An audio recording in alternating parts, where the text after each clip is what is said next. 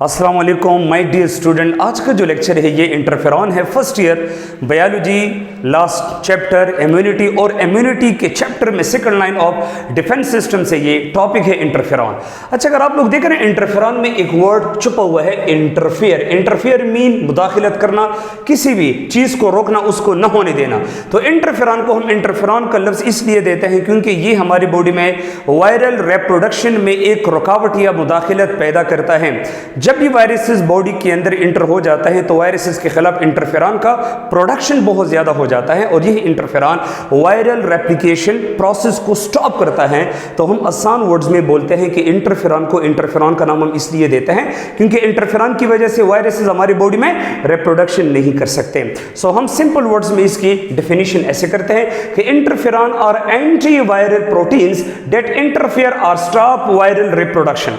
अच्छा, ये तो हुआ कि इंटरफेरॉन जो है ये वायरसेस के खिलाफ एक बहुत बड़ा बैरियर है, वायरसेस को रिप्रोड्यूस होने नहीं देते हैं। लेकिन इंटरफेरॉन कतई इसका मतलब आप लोग ये नहीं लेंगे कि ये जी एंटीबॉडीज की तरह वायरसेस के साथ फिजिकल कांटेक्ट में आता है और ये वायरसेस को डायरेक्टली मार देते हैं। याद रखिए, जो इंटरफेरॉन है ना, ये बेसिकली वायरसेस के रिप्रोडक्शन को तो स्टॉप करता है, लेकिन ये वायरसेस को डायरेक्ट किल नहीं करता है। तो सर फिर इसका मोड ऑफ एक्शन क्या है? ये इंटरफेरॉन जो है ये सिग्नलिंग मॉलिक्यूल्स होते हैं। ये हमारी बॉडी के सेल्स को इंस्ट्रक्शन देते हैं, सिग्नल देते हैं, और इंटरफेरॉन अपने सिग्नल की मदद से हमारी बॉडी के सेल्स एक्टिवेट करते हैं वायरसेस के खिलाफ। तो इंटरफेरॉन जो है ये एक सिग्नल मॉलिक्यूल है। और याद रखिए, ये जो इंटरफेरॉन है ये जिस फैमिली के अंदर आता है ना, इसको हम साइटोकिन या साइटोकाइन्स बोलते हैं। और यही साइटोकाइन जो है ये हार्मोन जैसे सिग्नल मॉलिक्यूल्स होते हैं। तो साइटोकिन जो है ये एक मुकम्मल खानदान है, मुकम्मल फैमिली है, जिसके अंदर लातादार सिग्नलिंग मॉलिक्यूल्स आते हैं, जिसमें एक इंटरफेरॉन्स भी है। तो इंटरफेरॉन जो है ये सिग्नलिंग मॉलिक्यूल्स है। Interferon are signaling molecule that stimulate our body cell against virus, जो हमारे बॉडी के सेल्स को वायरसेस के खिलाफ एक्टिवेट करते हैं। तो मारना तो उस सेल्स ने है जिस सेल्स को इंटरफेरॉन ने अपने सिग्नल से एक्टिवेट किया है। लेकिन अगर इंटरफेरॉन सेल को सिग्नल नहीं देगा तो फिर सेल को वायरसेस के हवाले से कोई इंफॉर्मेशन नहीं होगा, तो फिर वायरसेस के खिलाफ ये सेल्स कैसे फिजिकल अटैक करेंगे, इसके खिलाफ ये रिस्पांस कैसे शो करेंगे? तो लिहाजा इंटरफेरॉन का जो सिग्नल है इसमें इतना ताकत है, इतना पावरफुल सिग्नल है कि इनके इंस्ट्रक्शन की वजह से हमारी बॉडी के सेल्स वायरसेस के खिलाफ हथियार उठा के इन्हीं वायरसेस को किल करते हैं। नाउ माय डियर स्टूडेंट, अब ये जो इंटरफेरॉन है इसके मैकेनिज्म को समझने से पहले इनके टाइप्स को थोड़ा सा हम अंडरस्टैंड करने की कोशिश करते हैं। इंटरफेरॉन के दो बेसिक टाइप्स होते हैं। एक को हम नाम देते हैं टाइप 1 इंटरफेरॉन, जबकि दूसरे को हम नाम देंगे टाइप 2 इंटरफेरॉन। अब ये जो टाइप 1 इंटरफेरॉन है इसमें आते हैं दो टाइप्स। एक को हम नाम देते हैं अल्फा इंटरफेरॉन और एक है बीटा इंटरफेरॉन। ये जो IFN है ना, ये बेसिकली इंटरफेरॉन का एब्रिविएशन है। IFN अल्फा इंटरफेरॉन, अल्फा या अल्फा इंटरफेरॉन, जबकि इंटरफेरॉन बीटा, और टाइप 2 इंटरफेरॉन भी हमारे पास गामा इंटरफेरॉन आते हैं। अच्छा, दोनों के मोड ऑफ एक्शन में थोड़ा सा फर्क है, वो तो इंशाल्लाह हम आगे जाकर मैकेनिज्म में डिस्क्रिप्शन के साथ एक्सप्लेन करेंगे, तफसीर के साथ। लेकिन एक पॉइंट आप जहन में याद रखिए, टाइप 1 इंटरफेरॉन में जो अल्फा और बीटा इंटरफेरॉन आते हैं ये हमारे बॉडी के ऑलमोस्ट तमाम सेल प्रोड्यूस करते हैं। और इनके अलावा जो फाइब्रोब्लास्ट सेल्स है, जो बड़ी यूनिक सेल्स होते हैं, जो बेसिकली हमारे बॉडी के कनेक्टिव टिश्यू का हिस्सा है, तो फाइब्रोब्लास्ट और फाइब्रोब्लास्ट की हटकर जितने भी हमारी बॉडी के सेल्स है उसमें टाइप 1 इंटरफेरॉन के प्रोड्यूस होने की एबिलिटी मौजूद होती है। लेकिन अगर आप लोग KPK बुक देखें तो उसमें लिखा है ना कि जो टाइप 1 इंटरफेरॉन है ना, ये बेसिकली फाइब्रोब्लास्ट के अलावा लिकोसाइट्स बनाते हैं, व्हाइट ब्लड सेल्स बनाते हैं। लेकिन हकीकत में फाइब्रोब्लास्ट सेल्स के अलावा तो लिकोसाइट्स भी बनाते हैं। लेकिन जो व्हाइट ब्लड सेल्स है, लिकोसाइट्स है, इससे हटकर और भी बॉडी के सेल्स टाइप 1 इंटरफेरॉन को प्रोड्यूस करने की एबिलिटी रखते हैं। ये जो टाइप 2 में गामा इंटरफेरॉन आते हैं तो ये दो specialized white blood cell produce करते हैं। एक को हम नाम देते हैं T सेल और एक है NKC नेचुरल किलर सेल। अच्छा, ये इंटरफेरॉन एंटी वायरल प्रोटीन तो है, लेकिन ये एंटी कैंसरस प्रोटीन्स भी हैं। Interferon also work against cancer cell. Interferon जो है ये बेसिकली हमारी बॉडी की व्हाइट ब्लड सेल को एक्टिवेट करते हैं कि जाओ, बॉडी के अंदर कैंसर है और आप इस कैंसर सेल्स को खत्म करें, आप इस कैंसर सेल के खिलाफ फाइट करें। तो मतलब कि जो इंटरफेरॉन्स होते हैं ये बेसिकली दो चीजों के खिलाफ स्पेशलाइज इम्यूनाइजेशन रखता है, एक वायरस के खिलाफ और एक कैंसर सेल के खिलाफ। अभी हम आते हैं मैकेनिज्म में, हम डिटेल से डायग्रामेटिकली वे से हम इसको समझने की कोशिश करते हैं कि इंटरफेरॉन हमारी बॉडी में वायरसेस का खात्मा कैसे करता है। तो यहाँ पर मैंने 1 2 3 मैंने 3 डिफरेंट वेज लिखे हैं, क्योंकि इंटरफेरॉन जो है 3 मुख्तलिफ तरीकों से बॉडी के अंदर काम करता है। वे नंबर 1 में हम आते हैं जी। लेट सपोज मेरे साथ ये एक सेल है, लेट सपोज मैं कहूँ कि ये मेरे बॉडी का एक सेल है, इसको होस्ट सेल नंबर 1 कहते हैं, और इस सेल पे वायरसेस ने अटैक किया और आप लोग इसके अंदर ये जो रेड मार्कर से देखते हैं ये सारे के सारे कार्टून वायरसेस को इंडिकेट करते हैं। तो इट मीन कि इस सेल को वायरस ने इन्फेक्ट किया, इसको वायरल इन्फेक्टेड सेल का हम नाम देते हैं। जब भी हमारे बॉडी के किसी सेल को वायरसेस इन्फेक्ट करते हैं तो उसी होस्ट सेल का जो अपना डीएनए होता है जिसको होस्ट डीएनए कहते हैं, इसी होस्ट डीएनए के अंदर कुछ जीन स्विच ऑन होते हैं, एक्सप्रेस होते हैं, जिसको इंटरफेरॉन जीन कहते हैं, और इसी इंटरफेरॉन जीन के एक्टिवेट होने के बाद कुछ मॉलिक्यूल्स बनेंगे डेट आर कॉल्ड इंटरफेरॉन। तो याद रखिए ये जो इंटरफेरॉन है ये अभी इसी सेल के या इसी सेल को ये सिग्नल नहीं देगा, क्योंकि ऑलरेडी ये सेल वायरसेस के कब्जे में आ चुका है।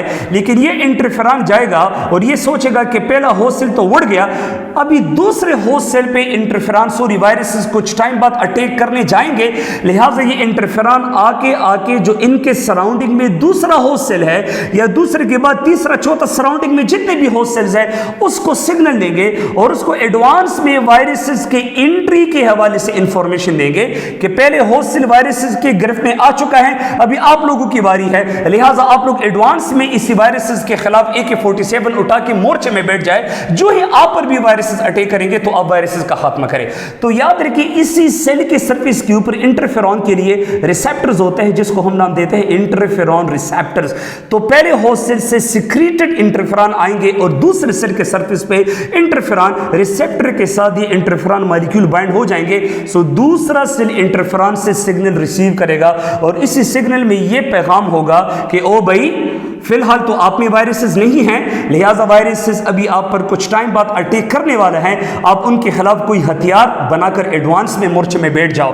तो अभी दूसरे होस्ट सेल जो भी वायरसेस के गिरफ्त में तो नहीं आया हुआ है, तो इसके डीएनए में कुछ ऐसे जीन्स एक्टिवेट हो जाएंगे जो इसी वायरसेस के खिलाफ एंटीवायरल एंजाइम्स प्रोड्यूस करेंगे, जैसे कि protein kinase enzyme, DNS enzyme और आरएनएस एंजाइम। अब ये वायरसेस जब इस सेल का खात्मा करके इन्हीं सेल को लाइस करके ये सारे के सारे वायरस जब रिलीज होंगे और यही वायरस जब अभी प्लान करेंगे कि हमने सेकंड होस्ट सेल पर अटैक करना है, तो ये वायरस जब सेकंड सेल पर अटैक करेगा तो ऑलरेडी इस सेकंड होस्ट सेल में इसी वायरसेस के खिलाफ एंटीवायरल एंजाइम प्रोड्यूस हो चुके हैं। ये एंटीवायरल एंजाइम्स आकर इन वायरसेस को किल करेंगे, लिहाजा सराउंडिंग में जितने भी सेल्स है सारे के सारे सेल को तो इंटरफेरॉन ने सिग्नल दिया हुआ होगा, तो सारे सेल्स में इसी वायरसेस के खिलाफ एंटीवायरल एंजाइम्स प्रोड्यूस हो चुके होंगे, लिहाजा बाकी सेल इसी वायरसेस की अटैक से बच जाएगा, तो बाकी सेल में वायरसेस रिप्रोड्यूस होने से नाकाम हो जाएगा। तो लिहाजा हम बोल सकते हैं कि पहले होस्ट सेल के अलावा सराउंडिंग में बाकी सेल इंटरफेरॉन की वजह से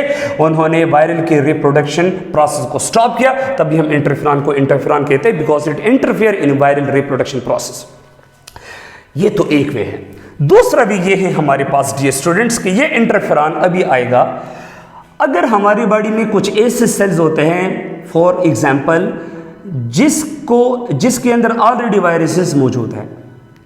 जाहिर बात है ना, वायरस जब बॉडी के अंदर इंटर हो जाते हैं ना तो वो एक सेल पर तो अटैक नहीं करेगा, वो तो सेवरल सेल्स के ऊपर अटैक करेगा।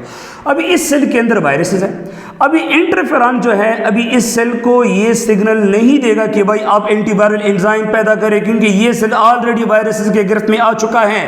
लेकिन हाँ, एक काम हो सकता है जो इसी इंटरफेरॉन की वजह से इसी सेल के अंदर होगा। इसी सेल के अंदर कुछ सुसाइडल बैग्स होते हैं, खुदकुश बैग्स होते हैं जिसको लाइसोसोम्स कहते हैं, और लाइसोसोम डाइजेस्टिव एंजाइम से भरे हुए होते हैं। कम से कम इसमें मोर देन 40 या more than 50 type of digestive enzymes होते हैं, बड़े पावरफुल एंजाइम्स होते हैं।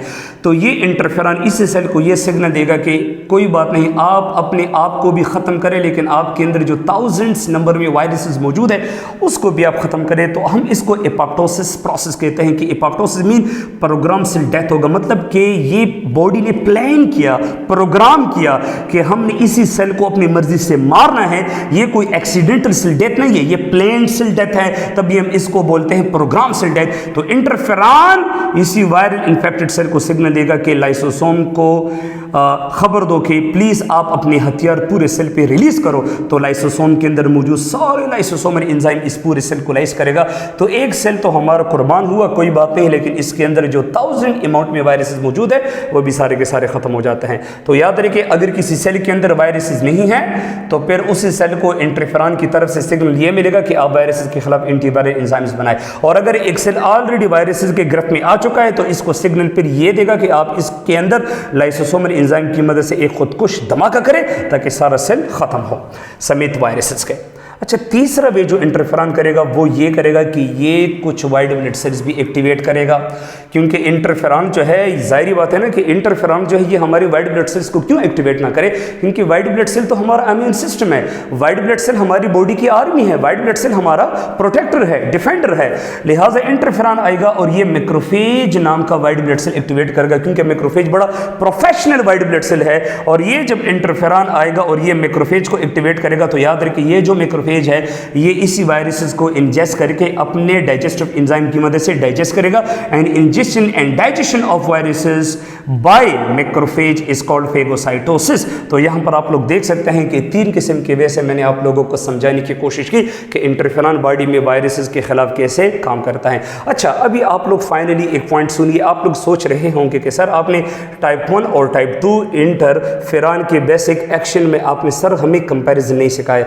याद रखिए, ये जो टाइप 1 में अल्फा और बीटा इंटरफेरॉन्स आते हैं ना, इसका मोस्ट एक्टिविटी एंटीवायरल होता है। ये जो पहले 2 काम आप लोगों ने देखे हैं ना, जिसमें इंटरफेरॉन किसी सेल्स को वायरस के खिलाफ सिग्नल देते हैं ना, तो ये बेसिकली अल्फा और बीटा इंटरफेरॉन का काम है। और यहाँ पे जो थर्ड वे में आपने इंटरफेरॉन का ये फंक्शन देगा कि ये जाके मैक्रोफेज नाम से वाइट ब्लड सेल को एक्टिवेट करता है। तो बेसिकली ये काम इंटरफेरॉन में करवाता है गामा इंटरफेरॉन। ये बेसिकली इसमें एक डिफरेंस है। उम्मीद करता हूँ कि आप लोगों ने लेक्चर बहुत अच्छे से सीखा होगा। अपना ख्याल रखिएगा। थैंक यू, स्टे ब्लेस, अल्लाह हाफिज़।